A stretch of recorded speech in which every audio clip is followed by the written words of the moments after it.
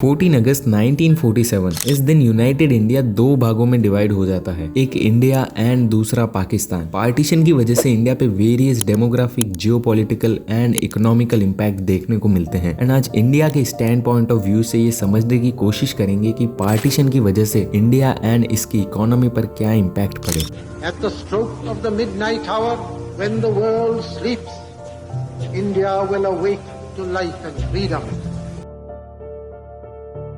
First of all demographics के हिसाब से इंडिया पर पार्टीशन के इम्पैक्ट को समझते हैं। पार्टीशन की वजह से मिलियंस ऑफ लोगों का माइग्रेशन हुआ, जिसकी वजह से पॉपुलेशन बैलेंस बिगड़ गया एंड हेंस पार्टीशन के बाद दोनों ही कंट्री में पॉपुलेशन इवनली स्प्रेड आउट नहीं हुई। पार्टीशन के बाद पाकिस्तान के पास ओवरऑल यूनाइटेड इंडिया की 18% पॉपुलेशन थी, जो कि 23% एरिया पे रिसाइड कर रही थी। बट इंडिया के साथ केस थोड़ा अलग था। पार्टीशन के बाद बचे 82% लोग इंडिया में सिर्फ 77% एरिया में रिसाइड कर रहे थे, जिसकी वजह से पॉपुलेशन डेंसिटी बहुत ज्यादा बढ़ गई एंड इसी वजह से पार्टीशन के टाइम इंडिया में बहुत सारे लोग बेघर हो गए। पार्टीशन की वजह से सबसे ज्यादा इम्पैक्ट इंडिया के एग्रीकल्चर सेक्टर पर पड़ा। 1947 में एग्रीकल्चर सेक्टर इंडिया की जीडीपी में 54% कॉन्ट्रीब्यूट करता था, जो कि बहुत बड़ा नंबर है एंड इसी वजह से एग्रीकल्चर सेक्टर को उस टाइम इंडियन इकोनॉमी की बैकबोन माना जाता था। पार्टीशन से पहले इंडिया के पास 70 मिलियन एकड़ ऑफ फर्टाइल लैंड थी, बट आफ्टर पार्टीशन 22 मिलियन एकड़ ऑफ लैंड पाकिस्तान में चली गई,